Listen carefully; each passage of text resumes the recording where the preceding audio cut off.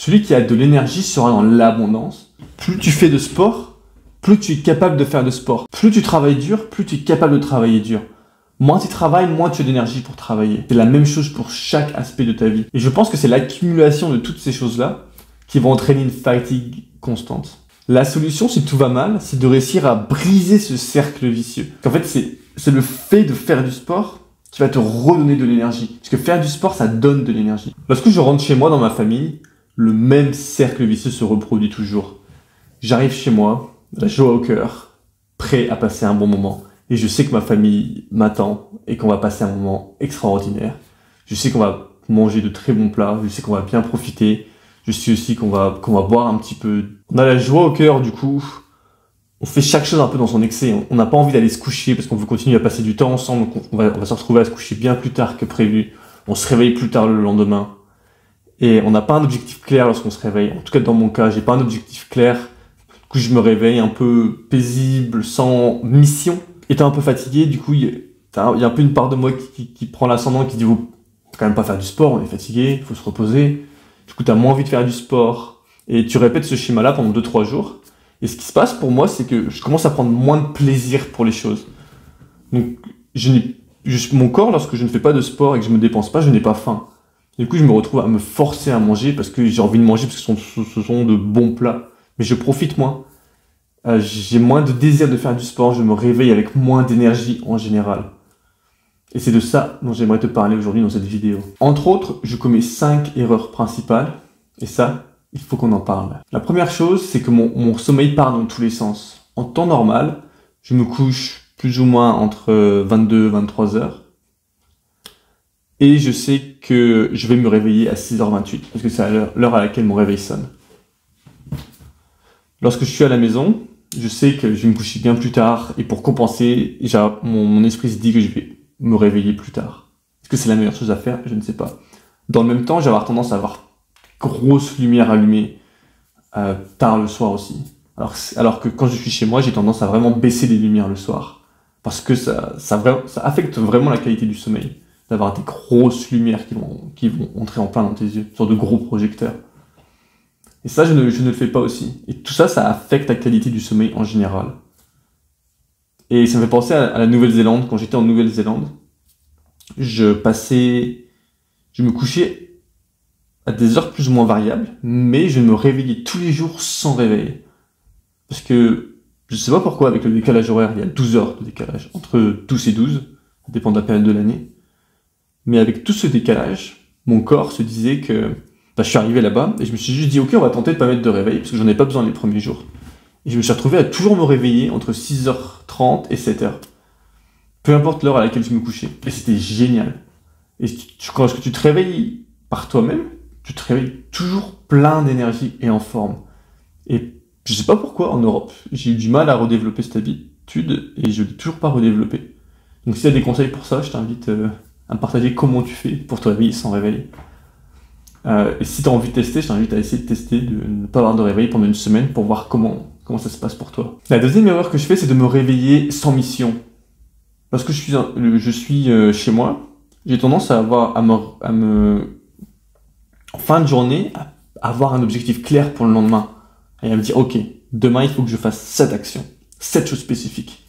Et du coup, je me réveille le matin, plein d'énergie, plein de désir de vivre, plein de désir de vivre et de ne pas me laisser vivre. Parce que j'ai une direction, j'ai un objectif, je sais ce que je veux faire. Mais le problème, c'est que lorsque je suis chez moi, je suis plutôt en mode vacances, je suis assez relax et je me dis, je me réveille très lentement et je prends un petit déjeuner qui prend du temps et au moment où je finis le petit déjeuner, c'est presque l'heure du repas du midi. Et du coup, tu te retrouves à passer beaucoup de temps à manger. Et c'est quelque chose qui donne de l'énergie, qui est de se réveiller avec un objectif clair. Donc si tu manques d'énergie, peut-être que tu n'as pas un objectif clair lorsque tu te réveilles le matin. Deux autres choses qui sont que j'ai tendance à faire moins de sport. Je fais moins de sport parce que j'ai l'impression d'être fatigué et j'ai moins de désir d'y aller, etc. La solution à ça est très simple, ce serait juste de me dire avec mes frères, ok, allons faire du sport. Et c'est ce qu'on a tendance à faire les premiers jours et après on le fait moins. Donc on essaye de voir comment justement intégrer vraiment, parce qu'on profite aussi quand on fait du sport ensemble. C'est ça qui est génial, c'est que c'est encore mieux. Si on va courir ensemble, on se booste l'un l'autre. Et c'est ça qui est génial, c'est que on se retrouve à faire des performances bien meilleures que si on courait seul. Donc, il faudrait qu'on prenne juste l'habitude de se dire, ok, ensemble, on va faire du sport. Et après, on profite. Et dans le même temps, il y a aussi la nourriture. On a tendance à manger beaucoup plus de différents types de nourriture, en grosse quantité.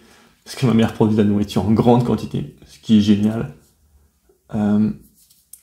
Et c'est aussi quelque chose qui fait que si tu as un coup de blues l'après-midi, une réduction de ta productivité l'après-midi, c'est aussi peut-être parce que tu manges énormément le repas du midi.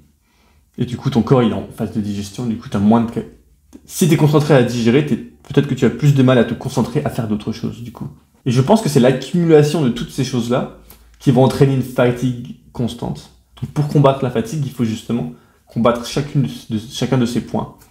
L'accumulation de ces choses fait que tu te couches plus tard, donc tu te réveilles plus tard, du coup tu manges plus tard, et du coup tu es un peu fatigué, donc tu fais moins de sport, et tu fais moins de sport, donc tu es moins fatigué la veille, ton sommeil est de moins bonne qualité, et si tu bois de l'alcool en plus, ça va aussi affecter cela.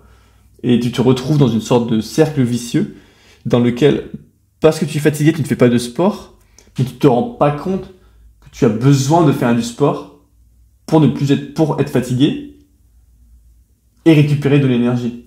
Parce qu'en fait, c'est le fait de faire du sport qui va te redonner de l'énergie. Parce que faire du sport, ça donne de l'énergie. Je sais, lorsque je suis fatigué, que si je veux récupérer de l'énergie, je dois faire du sport. Parce que ça recentre mon cerveau et ça me redonne un désir d'agir et Bien sûr, si tu es vraiment exténué, que tu n'as pas dormi depuis 3 jours, à toi de peser le pour et le contre. Peut-être que ton corps préfère dormir que de faire du sport. Parce que tu risques de te blesser ou autre. Mais en général, je sais que dans mon cas, faire du sport, ça me redonne de l'énergie, ça me redonne un désir d'agir. Donc lorsque je suis fatigué, j'ai moins envie de faire du sport, mais paradoxalement, je sais que j'ai besoin de faire du sport pour aller mieux. À l'inverse, lorsque tout va bien, que j'ai un bon rythme de sommeil, un rythme régulier, que je mange bien, que je fais mon sport comme je désire le faire, etc., bien, je suis capable de faire bien plus chaque jour. Et c'est ça qui est incroyable, c'est que le plus tu fais quelque chose, plus tu es capable de faire davantage. Donc si tu as l'impression de ne pas avoir d'énergie, et d'être fatigué, tu auras de moins en moins d'énergie et tu vas sombrer dans les abysses. Parce que les chutes sont comme ça. Ce sont des chutes exponentielles et ce sont des progrès exponentiels. Car l'énergie entraîne de l'énergie et le néant entraîne le néant. On retrouve la fameuse phrase « Car on donnera à celui qui a, et à celui qui n'a rien, on lui prendra même ce qu'il a. » Et cette phrase est tellement vraie. Plus tu as d'énergie, plus tu es capable d'agir et de faire. Moins tu as d'énergie, moins tu es capable d'agir.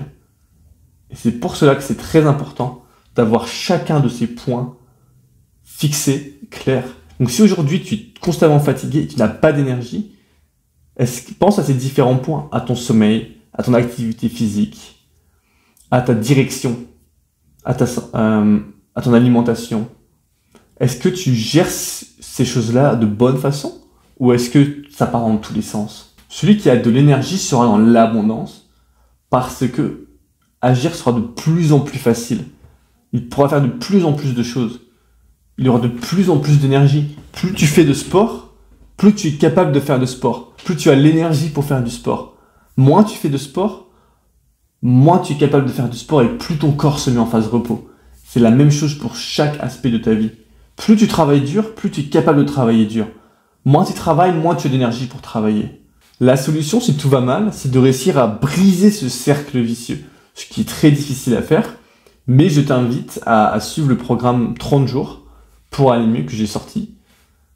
Ce programme va t'aider énormément. Je suis sûr que tu es capable d'aller beaucoup mieux si tu suis ce programme 30 jours pour aller mieux. Car on va reprendre plusieurs points et voir comment les mettre en place, comment développer de bonnes habitudes, comment reprendre le contrôle sur toi-même pour aller mieux et pour développer justement la personne que tu as besoin de devenir pour avoir de l'énergie et pour avoir de plus en plus d'énergie, pour briser ce cercle. Nous allons voir comment briser ce cercle, comment développer de bonnes habitudes. Donc je t'invite à aller voir le lien dans la description si tu veux aller une étape plus loin et vraiment optimiser ton temps ton énergie et regagner en énergie.